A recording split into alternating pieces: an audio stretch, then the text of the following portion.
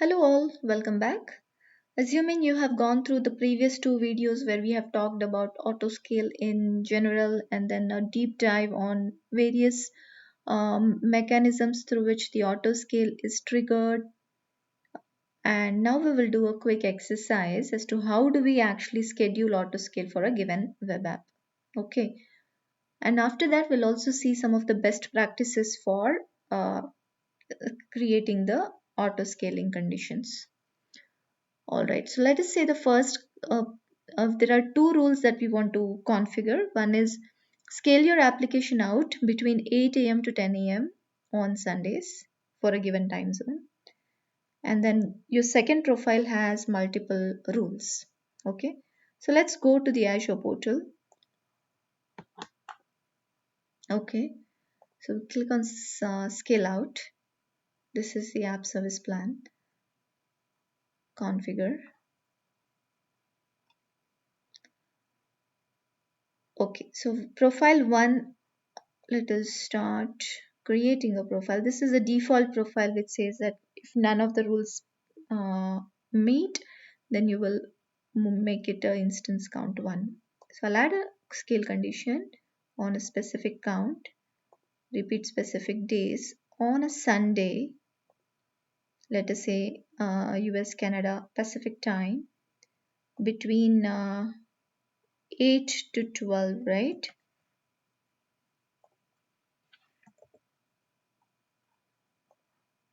Want to I want to scale it to a specific count 3 uh, between 8 to 10 a.m. So I want to add another scale condition based on metric. I want to add a rule. So it says CPU percentage for all the instances greater than, what's that rule? Greater than 70 scale by 1, less than 20 scale in by 1. So greater than 70 for 10 minutes, average let us say, increase count by 1, cooldown period we can keep it as 5, and then we'll add another rule. When CPU percentage is less than 50, decrease count by 1.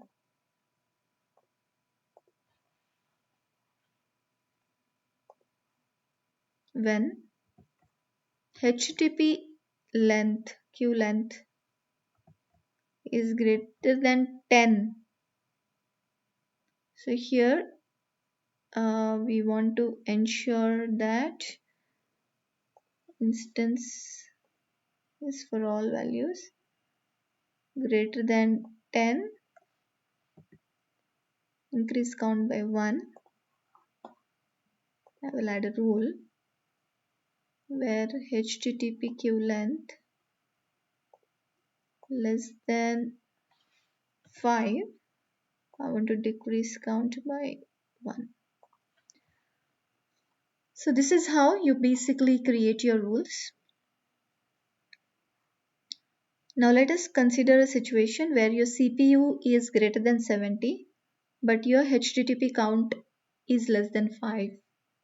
Then do you scale out or scale in? So always remember that in order to scale out, any one condition is enough. But if you have to scale in, all of the conditions in a specific rule have to be met. Okay. And if at all you really want to create a situation where even if one of the rules is true, you want to scale in, so do not add rules in one profile. You create multiple profiles and add the scale in rules. And if none of the rules are basically met, the default rule always takes precedence. Okay, so I hope you have understood how to scale your application, and you can also see the run history, to see if what are the ways or how many times it has succeeded and what time did it succeed And for example, for whatever reason, if it failed also, you will be able to see the logs here. And if it did not find any metric due to which it has picked up the default count, scenarios like that, you will see it in the history. Okay, let's say some of the best practices for the app service plan auto scaling. Yeah. So the best practices are, the first one says choose the appropriate statistics for your diagnostic metric. So for example, if you're considering CPU cycles, you should consider percentage, let us say, right? Or sorry, you want to consider an average or a maximum. Or if it is HTTP queue, better to consider, again, same like if you want to consider count, something like that, choose the appropriate statistics for your diagnostic metrics. Choose the thresholds carefully for all the metric types. So assume that in the initially you have two instances to begin with. Okay, so the average, let us say, is growing to 625. 625, 625. Okay, let me open an Excel. Okay, let us say initially it was 600, 600. So then it has grown to 625, 625, 625. Okay, so the average of, let us say, all the instances, if it is greater than equal to 600, then it is scale out, and for scale in it is average of all these instances is less than or equal to 600. So that is scale in, right? So right now it is um, scale out is true. Okay, so you will add one more instance for you will add one more instance, right? Now let us say at some point in time your average thread count is reducing per instance to 575. Okay, so now with 575, what's going to happen? It is less than or equal to 600, to scale in is equal to true. Scale in is equal to true meaning one of the instances will go off. One of the instances will go off means all these requests or the threads will be transferred to two instances. So what will be the new count of each of the two instances?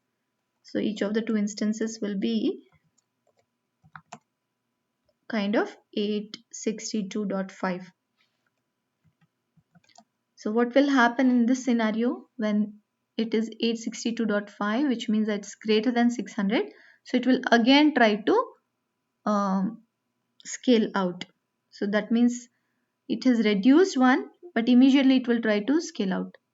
And the moment it tries to scale out, it will add three instances. So it will go back to this scenario where it will try to uh, scale in. So there will be a infinite loop.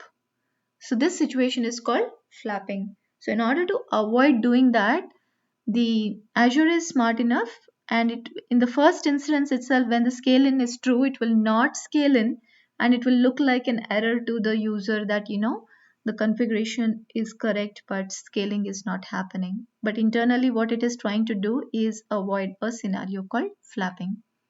Hence it is very important that you kind of ensure that the maximum minimum values are different and have an adequate margin between them. Okay, also remember that if you have multiple rules, scale out works only if any rule is met, and scale in works when all the rules are to be met. Okay, always select the safe default instance count. So if at all metric is not found, or you are not able to uh, if none of the scale conditions are met, then it's important that you have proper default instance count, because eventually everything will be defaulted to that instance count. Configure the auto scale notifications. As I just showed, in the run history you can see, or in the activity log you can see different notifications, and if auto scaling is failing to occur or has successfully occurred, you can always send notifications so that the administrators are notified of whatever is happening on the application. So these are some of the best practices for auto scaling. Remember Remember them. Hope this is helpful. Thank you so much.